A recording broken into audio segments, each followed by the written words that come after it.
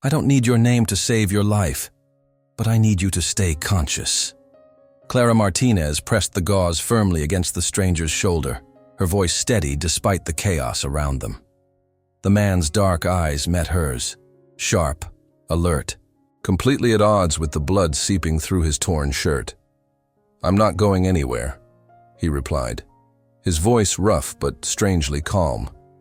The ambulance had found him collapsed near the old textile factory on the outskirts of Milltown, barely, conscious but refusing to give any information to the paramedics. No ID, no phone, no emergency contacts. Just a man who looked like he'd been through hell and lived to tell about it, if he chose to tell anything at all. Clara had been working at the Milltown Community Clinic for exactly 3 weeks. Fresh out of residency, she'd chosen this small town clinic over lucrative hospital positions, much to her mother's dismay. The clinic served the forgotten corners of the community, migrant workers, elderly residents on fixed incomes, and people who fell through the cracks of the healthcare system. She hadn't expected someone like him. "What happened to you, Clara?" asked, cleaning the wound with careful precision. The cut was deep but clean, like it came from something sharp and deliberate rather than an accident. "Wrong place, wrong time," he said simply.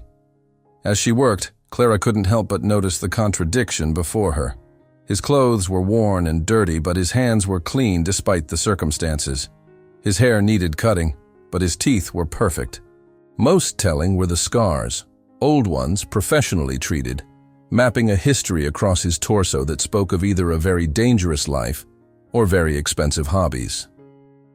"This might sting," she warned, applying antiseptic. He didn't flinch. Didn't even blink. Instead, he watched her face with an intensity that made her suddenly aware of how close they were standing. "You're new here," he observed. "How do you know?" "Dr. Peterson usually handles the emergency cases. Plus, you still care." Clara paused, needle halfway to his skin. "Still care?" "About patients who can't pay. About people no one asks questions about." His eyes held hers. "Give it time." There was something in his voice. Not bitterness exactly, but a bone-deep understanding of how the world worked that seemed too heavy for someone who couldn't be much older than her own 28 years. As Clara began stitching, she found herself stealing glances at him. His profile was sharp, almost aristocratic, with a jawline that suggested good genetics rather than good luck. But it was his hands that puzzled her most, calloused, but somehow elegant, with neat, clean nails that belonged to someone who had never done manual labor. "There," she said, stepping back to examine her work. 16 stitches. You'll need to keep it dry for—" Her words caught as he sat up and their faces ended up inches apart. She'd been leaning over him, and now she was trapped between his body and the examination table, his dark eyes searching hers. "Thank you," he said quietly. Clara's breath hitched. She should step back, should maintain professional distance, but something about the way he was looking at her made her feet forget how to move. His hand came up slowly, almost touching her wrist where her pulse was visible, before he seemed to catch himself and pulled away. "I should let you rest," she managed, finally stepping back. "I don't sleep much anyway." Clara busied herself cleaning up the medical supplies, trying to ignore the way his presence seemed to fill the small room. "Do you have somewhere to go? Someone to call? I'll figure it out."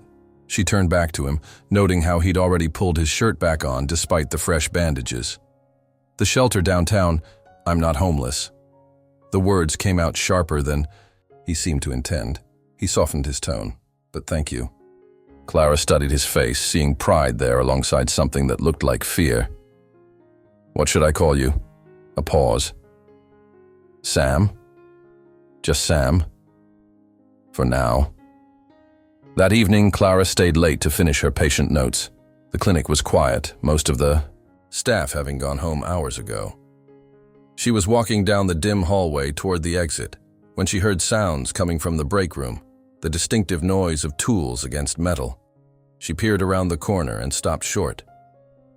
Sam was kneeling beside the old water fountain that had been broken for months, his shirt discarded, working with what looked like professional-grade tools. In the fluorescent light, she could see more scars across his back, thin, precise lines that definitely hadn't come from accidents. But it was the way he worked that made her breath catch. Confident, efficient, like he'd done this 1,000 times before. He looked up suddenly, as if sensing her presence, and their eyes met across. "The room," the night security guard said it was okay, he said, not moving to cover himself. Clara realized she'd been staring. That's been broken for 6 months. Not anymore. Sam stood, testing the fountain. Clear, cold water flowed smoothly from the spout. "How did you YouTube?" he said with the ghost of a smile. But Clara had seen the tools, noticed the practiced way he'd handled them. YouTube didn't teach the kind of precision she'd just witnessed. "Sam," she said carefully, "who... Are you really?" For a moment, something flickered across his face. Vulnerability, maybe even longing. But then his expression closed off again. "Just someone who's good with his hands," he said, pulling his shirt back on. "Good night, Dr. Martinez." As he walked past her toward the exit, Clara caught the faintest scent of expensive cologne beneath the antiseptic and sweat. Her heart was racing, though she couldn't say exactly why. She stood alone in the break room, listening to his footsteps fade down the hallway, and wondering what kind of man fixed broken things in the middle of the night with tools that probably cost more than her monthly salary. Outside, she heard a car engine start. Not the old pickup truck she would have expected, but something that purred like a well-tuned machine. Clara walked to the window and caught a glimpse of taillights disappearing into the darkness. Tomorrow, she told herself, she would ask more questions. But even as she thought it, she knew that Sam, whoever he really was, would only give her answers when he was ready. And despite every logical part of her mind telling her to be careful, Clara found herself hoping that day would come soon. "You know, for someone who learned plumbing from YouTube, you sure know your way around electrical work." Sam looked up from where he was rewiring the clinic's temperamental air conditioning unit, sweat beading on his forehead. Clara stood in the doorway of the storage room, arms crossed, watching him work with an expression that was equal parts suspicion and admiration. "Lucky guess," he said, not meeting her eyes. It had been a week since the water fountain incident, and Sam had somehow become a fixture around the clinic. He'd shown up the next morning, offering to help with odd jobs in exchange for a place to sleep in the old storage room. Dr. Peterson, the clinic director, had agreed, partly out of kindness, partly because their maintenance budget was practically non-existent. But Clara was starting to notice things. "Yesterday you fixed the autoclave without looking at the manual," she continued, stepping closer. "And last Thursday, you knew exactly which antibiotics we were running low on before I finished the inventory." Sam's hands stilled on the wires. "I pay attention. No, you know things. There's a difference." He looked at her then, and Clara felt that familiar flutter in her chest. In the dim storage room, with tools scattered around him and his dark hair falling across his forehead, he looked like some kind of blue-collar fantasy. Except for his hands, those careful, precise movements that spoke of training far beyond YouTube tutorials. "Maybe I used to work in a clinic," Sam said finally. "Which one?" A pause. "Does it matter?" Clara moved closer, close enough to smell that contradictory mix of honest sweat and something expensive underneath. "It matters because I'm starting to care about you, and I don't even know your last name." The admission hung between them like a live wire. Sam's eyes darkened, and for a moment, Clara thought he might tell her everything. Instead, he turned back to the electrical panel. "Smith," he said quietly. "Sam Smith? Really? Really?" Clara knew he was lying, but something in his voice made her decide not to push. "Yet, the AC should work now," Sam said, flipping the switch. Cool air immediately began flowing through the vents. "Sam." Clara touched his arm, stopping him as he started to pack up the tools. "Thank you for everything you've been doing around here." His skin was warm under her fingers, and she felt him tense at the contact. When he looked at her, there was something vulnerable in his expression, like he wasn't used to gratitude. "It's nothing," he said. "It's not nothing to us. To me." They were standing very close now, the small storage room making intimacy inevitable.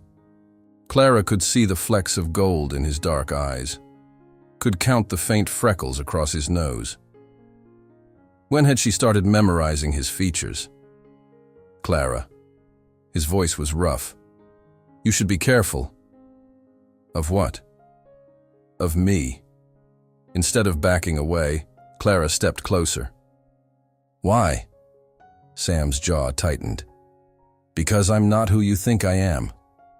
"Then tell me who you are." For a heartbeat, she thought he would. His hand came up, almost touching her face, before he seemed to catch himself and stepped back. "I need to check the window in exam room 3, he said abruptly, grabbing his toolbox. Clara followed him down the hallway, frustration building in her chest. Every time they got close to something real, he pulled away. But she'd seen the way he looked at her when he thought she wasn't watching, like she was something precious he was afraid to touch. In exam room 3, the window had been sticking for months. Sam had already removed his shirt by the time Clara caught up, and she stopped short in the doorway. She'd seen him shirtless before during his initial treatment, but this was different. He wasn't injured now, wasn't vulnerable. He was just a man working with his hands, muscles shifting under tanned skin as he applied pressure to the stubborn window frame. Clara tried to focus on updating patient charts, but her eyes kept drifting to the play of light across his shoulders, the way his jeans sat low on his hips, the careful concentration on his face as he worked. "The frame was warped," Sam said, testing the window. "It slid smoothly now. Should be fine now." "That's great," Clara managed, though her voice sounded strange to her own ears. Sam turned and caught her staring. Heat flooded her cheeks, but she couldn't look away. His gaze traveled slowly down her body and back up, and Clara felt that look like a physical touch. "You should stop looking at me like that," he said quietly. "Like what?" "Like you want something I can't give you." The words stung, but Clara lifted her chin. "How do you know what you can give me?" "Because I know what I am." "And what's that?" "Trouble." Before Clara could respond, the window caught again. Sam moved to fix it, and Clara stepped forward to help. They were both reaching for the frame when Sam pushed against it with more force than necessary. The window flew open, and they both stumbled backward. Clara lost her balance, grabbing for Sam's arm. He caught her around the waist, and suddenly they were falling together, landing in a tangle of limbs on the narrow examination table. For a moment, neither of them moved. Sam's body was pressed against hers, his face inches away, his breathing uneven. Clara could feel the rapid beat of his heart against her chest. "Clara," he whispered, and her name sounded different in his voice, rougher, more desperate. She looked up at him, taking in the sharp line of his jaw, the way his dark hair fell across his forehead, the intensity in his eyes that made her feel like the only person in the world. "Yeah?" she breathed. His gaze dropped to her lips, and Clara felt her pulse spike. He was going to kiss her. She could see the decision forming in his eyes, could feel the tension coiling between them like a spring about to snap. Instead, Sam rolled away and stood up so quickly that Clara felt dizzy. "I should go," he said, not looking at her as he pulled his shirt back on. "Sam, wait." But he was already walking toward the door, his movements sharp with some internal tension Clara didn't understand. "You should be careful around me," he said, again, pausing in the doorway without turning around. "I'm not the kind of man you bring home to your family." "How do you know what kind of family I have?" This time he did turn, and Clara saw something almost like pain in his expression. Because you're the kind of woman who deserves better than secrets and lies.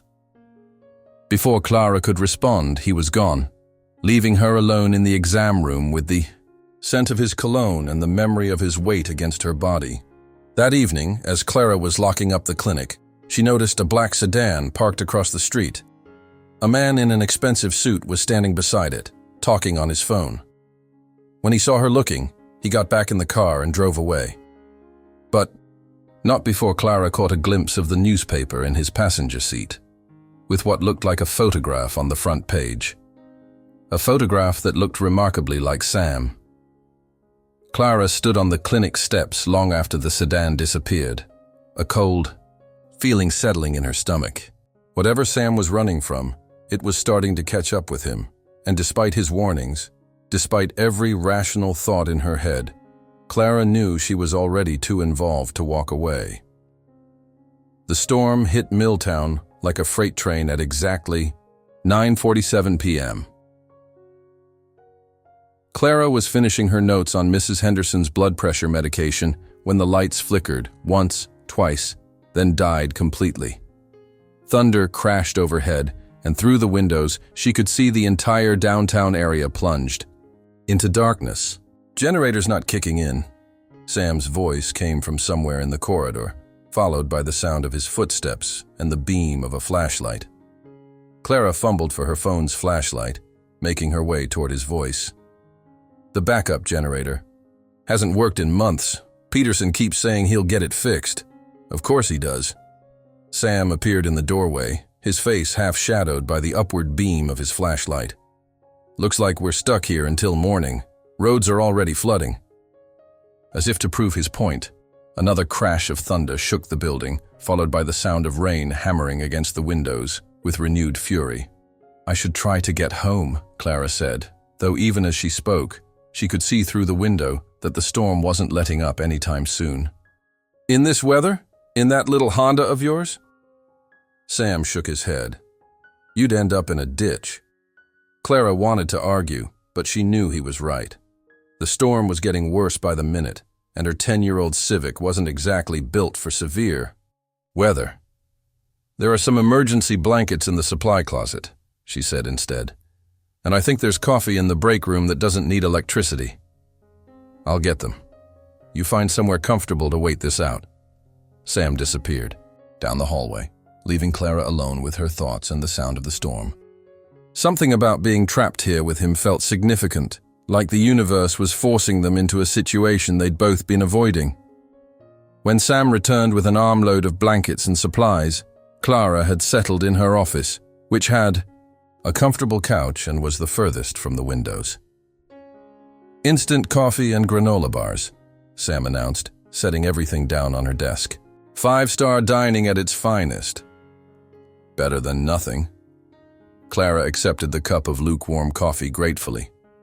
"At least we have light." Sam had set several battery-powered lanterns around the room, creating a warm, intimate glow that made everything feel smaller, more personal. When he sat down on the opposite end of the couch, Clara was hyper-aware of the space between them. "So," she said, trying to break the tension. "Dark and stormy night. Perfect time for secrets." Sam's hand tightened around his coffee cup.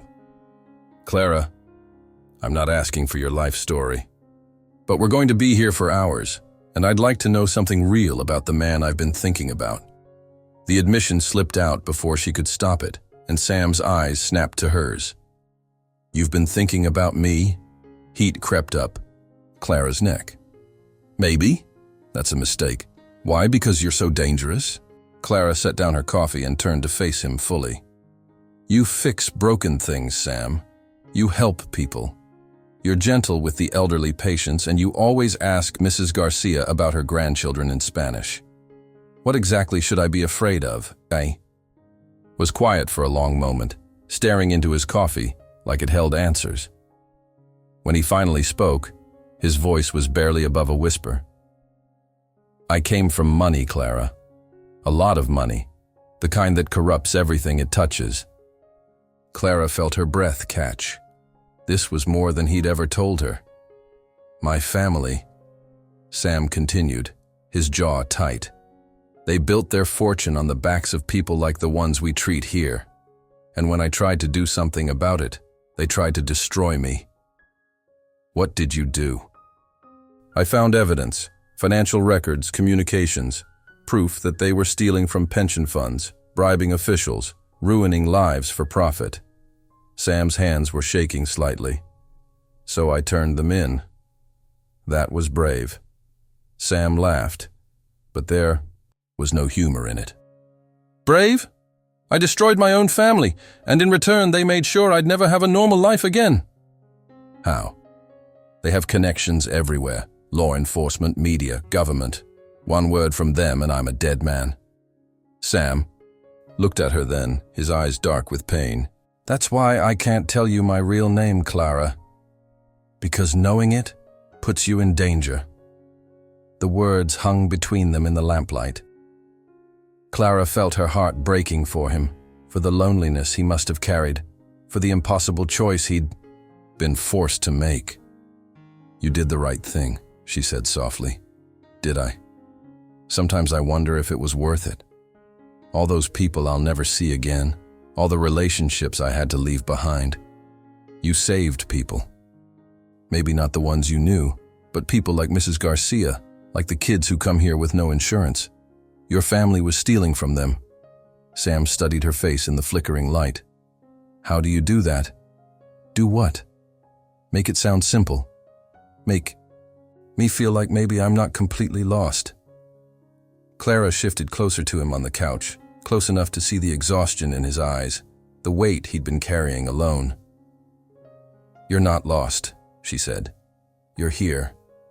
You're helping people. You're making a difference. Clara. Sam's voice was rough with emotion. I know you're scared. I know you think you're protecting me by keeping your distance. But I'm already involved, Sam. I'm already... She stopped herself before she said the word that was forming on her lips. The word that would change everything. Already what? Sam asked, his voice barely a whisper. Already falling for you. The confession hung in the air between them, raw and honest and terrifying. Sam's eyes searched her face, and Clara could see the war playing out in his expression, want fighting against fear, longing against logic. Slowly, carefully, Sam reached out and touched her face. His thumb traced the line of her cheekbone, and Clara's eyes fluttered closed at the contact. You shouldn't, he whispered. Too late, she whispered back. When Sam kissed her, it was like coming home and falling apart at the same time. His lips were soft against hers, tentative at first, then deeper as Clara responded. She could taste the coffee on his tongue, could feel the slight tremor in his hands as they framed her face. This wasn't the desperate, heated kiss she'd imagined. This was something slower, more profound, like they were sharing secrets without words, like they were learning the shape of trust. When they finally broke apart, Sam rested his forehead against hers, both of them breathing heavily. I've wanted to do that since the first day I met you, he admitted. What took you so long? Fear. And the knowledge that once I started, I wouldn't want to stop. Clara's heart stuttered. Then don't stop. Sam's hand slid down to her shoulders, his touch reverent, careful. Clara, if we do this, there's no going back. My life is complicated, dangerous. I don't care. You should, but I don't. Clara moved closer, eliminating the last few inches between them. I don't care about your past or your family or whatever danger you think you're in. I care about you. About this. Sam's resolve seemed to crumble. His arms came around her, pulling her closer, and when he kissed her again, it was with less restraint. Clara melted into him, her hands exploring the solid warmth of his chest, the strong line of his shoulders. They moved together slowly, carefully, mapping each other with gentle touches and whispered words. Sam's hands tangled in her hair, and Clara could feel his heart racing beneath her palm. When he pulled back to look at her, his eyes were dark with desire and something deeper. "You're so beautiful," he murmured, his thumb tracing her lower lip. Clara felt beautiful under his gaze, felt wanted and cherished and completely safe, despite everything he'd told her about his dangerous past. They settled back against the couch, cushions. Clara curled against Sam's side, his arm wrapped securely around her. Outside, the storm continued to rage, but inside their small circle of lamplight, everything felt peaceful. "Tell me something else," Clara said softly, her hand resting over his heart. "Like what?" "Anything. What did you want to be when you grew up?" Sam was quiet for so long that Clara thought he wouldn't answer. When he finally spoke, his voice was soft with memory. "A teacher. I wanted to teach kids who didn't have much, you know? Give them opportunities I took for granted. You still could. Not with my past. Your past doesn't define you, Sam. What you do now does." Sam's arms tightened around her. "How are you real?" he whispered into her hair. Clara smiled against his chest, feeling drowsy and content. "I could ask you the same thing." She was drifting off to sleep when she felt Sam's body tense beneath her. His breathing changed, became more careful, controlled. "Sam," she murmured, "go to sleep, Clara. I'll keep watch." But as Clara settled more comfortably against him, her hand shifted against his chest, and she felt something she hadn't noticed before: raised skin under his shirt. Not the scars she'd seen before, but something more deliberate, a tattoo. In the dim light, she could just make out the edges of letters against his skin. SR3. Clara's eyes snapped open, but she forced herself to remain still, to keep her breathing. Even SR3, initials, not Sam Smith, but something else entirely. As sleep finally claimed her, Clara's last conscious thought was a mix of warmth and worry. Whatever Sam's real name was, whatever secrets he was still keeping, she was in too deep to care. But part of her wondered if she should. Clara stared at the newspaper headline until the words blurred together. Missing heir Samuel Rayner III, presumed dead after testifying against family empire. The photograph was grainy, clearly taken from a distance, but there was no mistaking those dark eyes, that sharp jawline. Sam, her Sam, stared back at her from the front page of the morning paper, looking younger and wearing what was obviously an expensive suit. Samuel Rayner III, not Sam Smith, not some drifter who learned plumbing from YouTube. The son of one of the wealthiest families in the country. Clara's hands shook as she read the article. The Rayner family controlled a business, empire worth billions, with fingers in everything from real estate to pharmaceuticals. According to the article, Samuel had disappeared 3 months ago, shortly after providing testimony that led to federal investigations into the family's business practices. Financial fraud on a massive scale, Clara read aloud, her voice hollow, in the empty break room. Pension fund manipulation, bribery, money laundering. Everything Sam had told her the night before was true. He'd just left out the small detail of being worth more money than she could even comprehend. "You're here early." Clara spun around to find Samuel, standing in the doorway, his hair still damp from the shower he must have taken in the clinic's emergency facilities. He looked rumpled and tired, but there was something softer about his expression than usual, like last night had changed something for him too. Then he saw the newspaper in her hands. All the warmth drained from his face. "Clara, Samuel Rayner III." Her voice was steadier than she felt. Heir to the Rayner fortune, missing and presumed dead. Sam's jaw tightened. "Where did you get that?" "It was on the front steps this morning. Someone wanted me to see it." Clara held up the paper, noting how Sam instinctively stepped back. "Were you ever going to tell me the truth?" "I told you the truth. I told you I came from money, that I turned in my family." "You told me half-truths. Clara's voice rose, and she had to fight to keep it down. You let me think you were some kind of blue-collar hero when you're actually a billionaire. I'm not. Don't. Clara held up a hand, cutting him off. Don't tell me you're not rich. Don't tell me this doesn't change everything. Sam ran a hand through his hair, looking more vulnerable than she'd ever seen him. The money isn't mine, Clara. I walked away from all of it. But it's still who you are. It's still where you come from. Clara felt tears burning behind her eyes, though she couldn't say exactly why she was crying. You lied to me. I protected you. From what? From knowing that the man I'm falling for is actually someone completely different. The words hung between them like a chasm. Sam took a step forward, then stopped when Clara shook her head. My real name is Samuel Rayner III, he said quietly. My family owns Rayner Industries. Until 3 months ago, I was set to inherit a fortune built on stealing from working people like everyone we treat here. And now? Now I'm legally dead. The family made sure of that after I testified. New identity, new life, or no life at all. Sam's voice was bitter.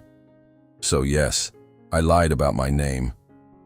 But everything else, everything I told you about who I am now, what I want, that was real. Clara wanted to believe him. Looking at his face, seeing the pain there, part of her did believe him. But the betrayal felt like a physical ache in her chest. You should have told me. When? When should I have told you that knowing my real name could get you killed? That's dramatic, even for… Is it? Sam pulled out his phone, showing her a series of text messages. These started yesterday. We know where you are. Come home or face the consequences. The doctor is pretty. Be a shame if something happened to her. Clara's blood ran cold. They threatened me. My family doesn't make idle threats, Clara. They have people everywhere. Private security, corrupt cops, politicians in their pocket. Sam's voice was urgent, now desperate. That's why I kept my distance. That's why I tried to warn you away. But you didn't stay away. I couldn't. The admission seemed to tear from his throat. I tried. God knows I tried. But you… He gestured helplessly. You made me want to be someone worth saving. Clara felt her anger wavering, but she forced herself to hold on to it. So what happens now? You disappear again? Leave me to wonder. If you're alive or dead? I don't know. The honesty of it hit her like a slap. No grand gestures, no promises he couldn't keep. Just the truth, finally. The newspaper article says you're worth over $2 billion, Clara said quietly. On paper.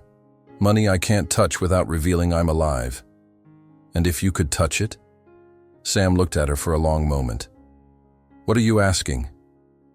I'm asking if this is all some kind of game to you. Rich boy playing at being poor, slumming it with the common folk?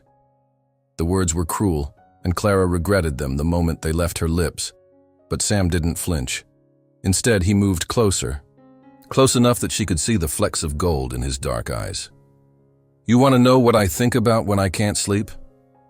His voice was low, intense. I think about Mrs. Garcia crying when we had to tell her we couldn't afford the medication for her diabetes. I think about little Tommy Martinez coughing up blood because his parents couldn't afford to bring him in sooner.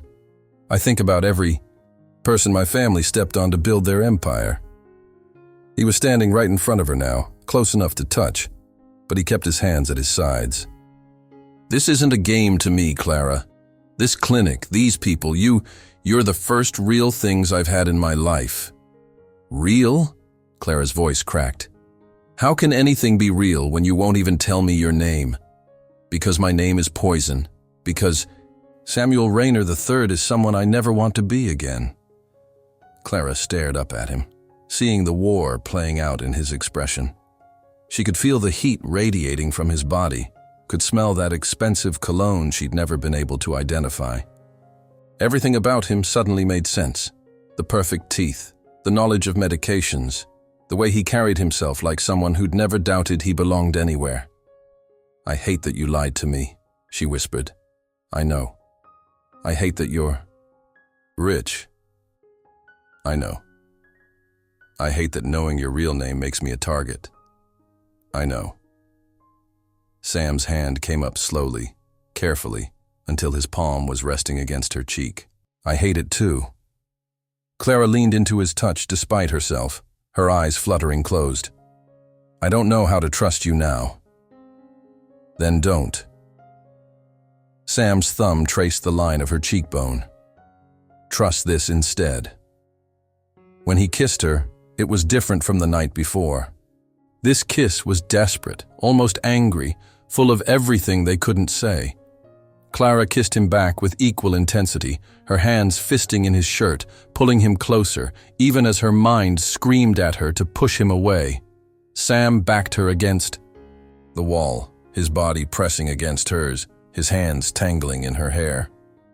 The kiss deepened, became something raw and needy, like they were trying to consume each other. I can't do this, Clara gasped against his mouth, even as her arms wrapped around his neck. Neither can I, Sam replied, but he didn't pull away.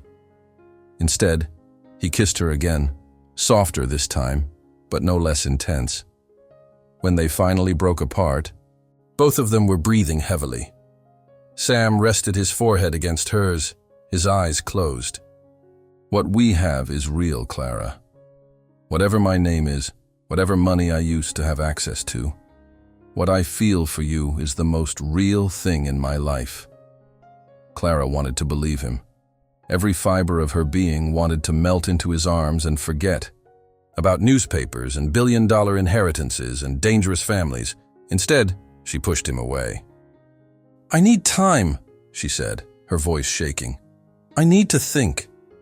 Sam's face crumpled slightly, but he nodded. How much time? I don't know. Clara, please. She couldn't look at him anymore. Just, please go. For a moment, Sam didn't move. Then he reached into his pocket and pulled out a key, the key to the storage room where he'd been sleeping. For what it's worth, he said, setting it on the counter. I've never been more myself than I have been with you. Then he was gone, leaving Clara alone with the newspaper and the lingering scent of his cologne and the taste of his goodbye on her lips. She slid down the wall until she was sitting on the floor, staring at the key he'd left behind. Part of her wanted to run after him, to tell him that his past didn't matter, that she didn't care about the money or the danger. But the larger part of her felt like she was drowning. Everything she thought she knew about him was a lie. The man she'd been falling for didn't exist. Not really. Samuel Rayner III was a stranger with Sam's face and Sam's hands and Sam's way of making her feel like the center of the universe. And Clara had no idea which version of him was real. 2 weeks. Clara had been counting the days since Samuel, disappeared, though she tried to pretend she wasn't. The clinic felt different without him. Smaller somehow, despite the fact that he'd only been there for a few weeks. The water fountain still worked perfectly. The air conditioning hummed efficiently. But the building felt hollow. She was updating inventory when Dr. Peterson knocked on her office door. Clara, we just received another anonymous donation. 5,000 this time. Clara looked up from her clipboard, frowning. Another one? That makes it 30,000 total in the past 2 weeks. All untraceable cashier's checks, all with the same note. For the patients. Clara's heart clenched. She knew exactly where the money was coming from, even if she couldn't prove it. Samuel might have walked away from his inheritance, but apparently, he still had access to enough funds to keep the clinic running. Any idea who it might be? Peterson asked hopefully. No, Clara lied, but we should be grateful. Peterson nodded and left, but Clara remained staring at the door. Even gone, Samuel was still taking care of people, still fixing things that were broken. The realization made her chest ache with longing and frustration in equal measure. Her phone buzzed with a text from her sister Maria. Coffee tonight. You've been too quiet lately. Clara typed back. Can't. Working late. But the truth was, she'd been avoiding everyone since Samuel left. Her friends, her family, even some of her patients had noticed she seemed distracted. How could she explain that she was mourning a relationship with someone whose real name she'd only learned at the end? The clinic's front door chimed, and Clara looked up to see a young boy she recognized, Milo Rodriguez, one of their regular patients. His mother brought him in monthly for his asthma medication, but it was only Tuesday, and his next appointment wasn't until Friday. Milo. Clara hurried to the waiting room, where she found the 10-year-old alone and struggling to breathe.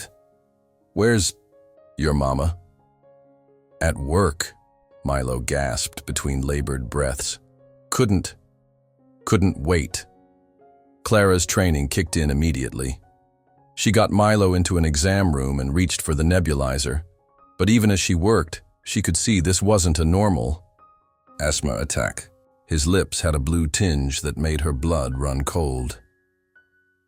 "We need to get you to the hospital," she said, trying to keep her voice calm while her mind raced.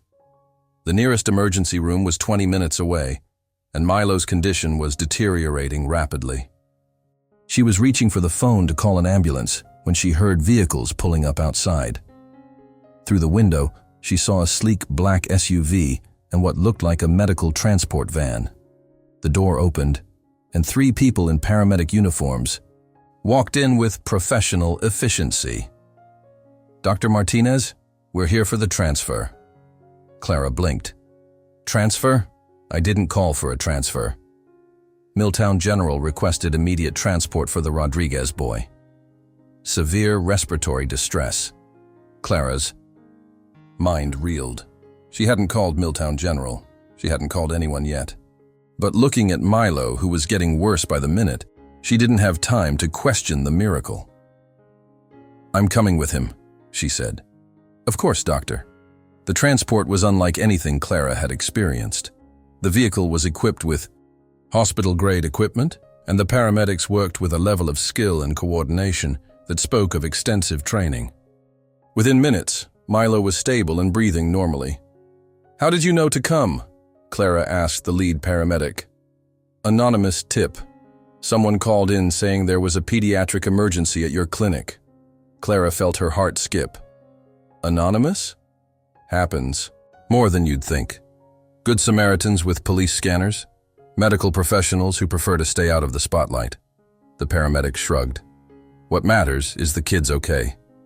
At Milltown General, Milo was immediately taken to the pediatric ICU. The doctors there seemed to already know his case, had his medical records pulled up, and moved with the kind of efficiency that usually only came from advanced preparation. "How did they know he was coming?" Clara asked the attending physician. "We received a call about an hour ago. Someone provided detailed information about the patient's condition and medical history, requested that we prepare for immediate intervention." An hour ago, before Milo had even shown up at the clinic. Clara felt a chill run down her spine. Someone had been watching. Someone had known Milo was in trouble before anyone else did.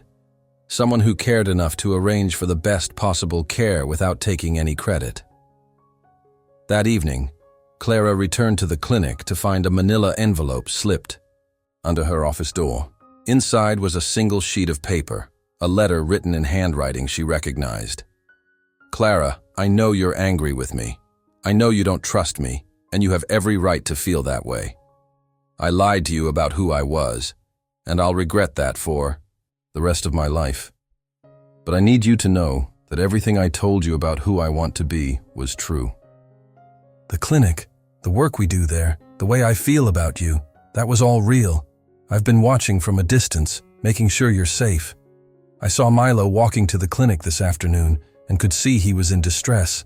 I called it in because I couldn't bear the thought of anything happening to him while I wasn't there to help. I'm leaving Milltown tomorrow. The longer I stay, the more danger I put you in. My family's investigators are getting closer, and I won't risk your safety for my own selfish desire to be near you. I've arranged for the clinic to receive regular funding, enough to keep it running and expand its services. Consider it my small attempt to do something good with blood money. I know you'll probably throw this letter away without finishing it, but I had to try one more time to make you understand. You changed me, Clara. You showed me what it meant to be worthy of something. Good. I'll spend the rest of my life trying to be the man you saw in me. If you ever change your mind about us, I'll be at the old warehouse on Porter Street tomorrow night at 9. I'll wait until midnight, and then I'll disappear for good. You were the only real thing in my life. Forever yours. Sam. Clara read the letter 3 times, her hands shaking. He was leaving. Tomorrow night, and then never again. She tried to feel relieved, tried to tell herself this was for the best, that she was better off without the complications he brought to her life. Instead, she felt like her heart was breaking, all over again.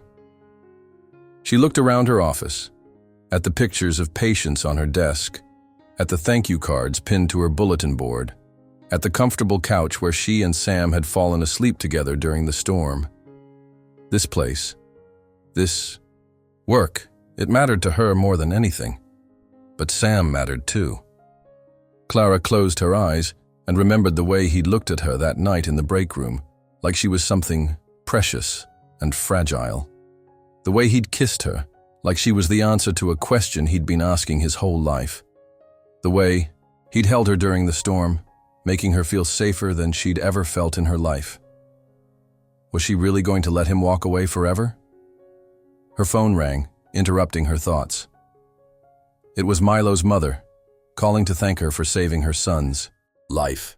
The doctors said if he'd waited even another hour, it could have been too late. Mrs. Rodriguez sobbed into the phone. How did you know to call for help so quickly? Clara looked down at the letter in her hands. Someone was looking out for him, she said softly. After she hung up, Clara walked to the window and stared out at the darkening sky. Somewhere out there, Sam was preparing to leave forever. Tomorrow night at 9, he'd wait for her at the warehouse. At midnight, he'd be gone. She had less than 24 hours to decide what mattered more, her pride or her heart. Clara folded the letter carefully and slipped it into her purse. Then she locked up the clinic and drove home, her mind spinning. With everything she'd learned, Samuel, had been watching over them even after he left. He'd saved Milo's life from a distance, arranged for funding to keep the clinic running, and was preparing to disappear forever to keep her safe. Either he was the most elaborate con artist she'd ever met, or he was exactly the man she'd fallen in love with, just wrapped in a more complicated package than she'd realized. As Clara lay in bed that night, staring at the ceiling, she kept thinking about the way Sam's hands had felt when he touched her face, the way his voice had sounded when he told her she was the only real thing in his life tomorrow night. 9 o'clock. She had until then to decide if love was worth the risk. Clara stood outside the old warehouse on Porter Street at 8:47 p.m., her heart hammering against her ribs like a caged bird. The building had been abandoned for years. It's broken. Windows like empty eyes staring out at the empty street. But there was light coming from inside. Warm, golden light that spilled through the cracks in the boarded-up entrance. She'd spent the entire day pacing her apartment, weighing the decision, back and forth until she felt dizzy. Stay safe, stay angry, stay protected. Or take the leap and trust the man who'd lied to her about everything, except the way he felt. In the end, it was Milo who'd made the decision for her. When she'd visited him that afternoon, he'd asked about the nice man who fixed things at the clinic. When Clara told him Sam had gone away, Milo's face fell. But he promised to teach me how to fix the broken toys in the waiting room, the boy had said, his eyes wide with disappointment. Sam had made promises. To Milo, to the other patients, to her. And despite everything, the lies, the deception, the danger, he'd kept the ones that mattered most. Clara pushed open the heavy warehouse door and stepped inside. The space had been transformed. What should have been a cold, empty building was filled with warmth and light. String lights hung from the rafters, casting everything in a soft, romantic glow. In the center of the space, Sam had set up what looked like a living room, comfortable chairs, a small table with food, even music playing softly from a portable speaker. And there he was, standing with his back to her, hands in his pockets, shoulders tense with waiting. "You came," he said without turning around, his voice thick with emotion. "I almost didn't." Sam turned then, and Clara's breath caught. He looked different, cleaner, like he'd actually slept and eaten proper meals. But his eyes held the same vulnerability she remembered, the same careful hope. "I wasn't sure you would," he admitted. "After everything I put you through." Clara stepped further into the space, taking in the details. He'd thought of everything. Her favorite flowers in simple vases, the brand of coffee she always ordered, even a playlist that included songs she'd hummed while working at the clinic. "You've been busy," she said, trying to keep her voice steady. "I had time to think about what I wanted to say to you, about what you deserved to hear." "And what's that?" Sam moved closer, but stopped just out of reach. "The truth, all of it. No more lies, no more half-stories." Clara crossed her arms, trying to maintain some emotional distance. "I'm listening. My name is Samuel David Rayner III. I'm 29 years old. I was born into a family that values money over people, and I spent the first 28 years of my life believing that was normal." Sam's voice was steady, matter of fact.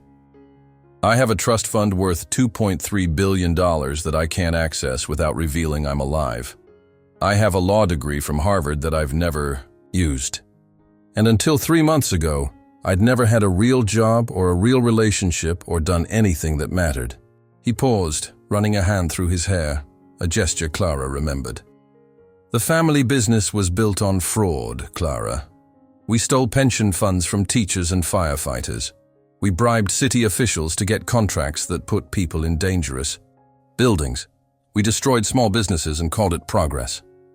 Sam's jaw tightened. "When I found the evidence, I had a choice.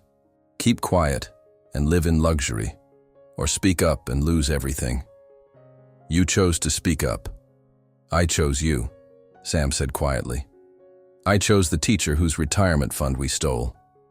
I chose the family who lost their house because we manipulated the market. I chose everyone my family hurt, even though I didn't know their names yet."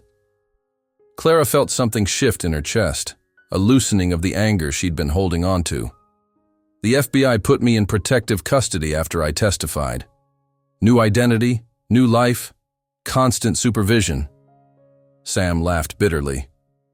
"I lasted exactly 6 days before I disappeared from my handlers. I couldn't stand being locked up, being protected from consequences I'd chosen. So you came here." "I came here to hide, to disappear, to maybe find some way to live with what I'd done." Sam looked directly at her then. "I never expected to find a reason to want to live." The words hung between them, heavy with meaning. Clara felt tears prick her eyes, but she blinked them back. "What happens now?" she asked. "Your family, the threats, taken care of." Sam pulled out his phone, showing her a news article dated that morning. "Federal indictments came down this morning. My father, my uncle, 3 board members, all arrested. The company's assets are frozen pending investigation." Clara stared at the headline. "They can't hurt us anymore?" "The FBI has been building their case for months using my testimony. They didn't need me to disappear forever, just long enough for them to gather additional evidence." Sam's smile was tired but genuine. "I'm officially alive again, as of this afternoon, and officially free. Free to do what? Whatever I want, be whoever I want." Sam stepped closer. "If you'll let me, I want to be the man who stands by your side while you save the world one patient at a time." Clara felt her resolve crumbling. "Sam, I've signed papers renouncing any claim to the family fortune. Every dollar will go to restitution for the people we hurt." Sam reached into his pocket and pulled out a small velvet box. "I kept enough to buy this, and to start over somewhere new if you'll have me." Clara's heart stopped. "Is that?" "It's a promise. Not of marriage, not yet, but a promise that I'll spend the rest of my life earning the right to call myself yours. Sam opened the box, revealing a simple, elegant ring. A promise that Joseph Kane, my new legal name, will never lie to you again. Joseph Kane? It's my middle name and my grandmother's maiden name. She was the only decent person in my family. Spent her life volunteering at free clinics. Sam's smile was soft. I thought she'd approve of what I'm trying to become. Clara stared at the ring, at Sam, Joseph, at this man who'd given up everything to be worthy of her love. The smart thing would be to walk away. The safe thing would be to protect her heart. Instead, she stepped forward and took the ring from the box. Joseph Kane, she said, testing the name. I like it. Clara Martinez, Sam, Joseph, replied, his voice rough with emotion. I love you. I love you too, she whispered, and knew it was true. Not the fantasy she'd fallen for, not the mysterious stranger, but this complicated, damaged, brave man who'd risked everything to do what was right. When he kissed her, it was like coming home. His hands framed her face with infinite tenderness, and Clara could taste tears, his or hers, she couldn't tell. This kiss was different from all the others. It wasn't desperate or conflicted or tinged with secrets. It was pure and honest, and full of promises. They moved together slowly, relearning each other in the warm light of the warehouse. Joseph's hands explored her face, her hair, her shoulders, like he was memorizing every detail. Clara's palms pressed against his chest, feeling the steady beat of his heart, the warmth of his skin through his shirt. I want to do this right, Joseph whispered against her lips. I want to court you properly, take you to dinner, meet your family, be the kind of man who deserves you. You already are, Clara replied, her fingers tracing the line of his jaw. You were always that man, even when you didn't know it. They held each other in the golden light, swaying slightly to the music, both of them crying and laughing at the same time. The warehouse around them felt like a cathedral, sacred and safe and full of possibility. So what happens now? Clara asked, her head resting against his shoulder. Now we go back to the clinic. I apply for a job as a maintenance worker, legitimately this time. We help people. We build something real together. And if I want more than that someday? Joseph pulled back to look at her, his eyes dark and serious. Then I'll spend the rest of my life giving you everything you want. A house, a family, a wedding where I get to say your name in front of everyone we love. His thumb traced her lower lip. The only inheritance I want is you, Clara. You're the only wealth that matters. Clara rose up on her toes and kissed him. Again, pouring all her love and hope and trust into the connection between them. When they broke apart, both of them were breathless. Take me home, she whispered. Where's home?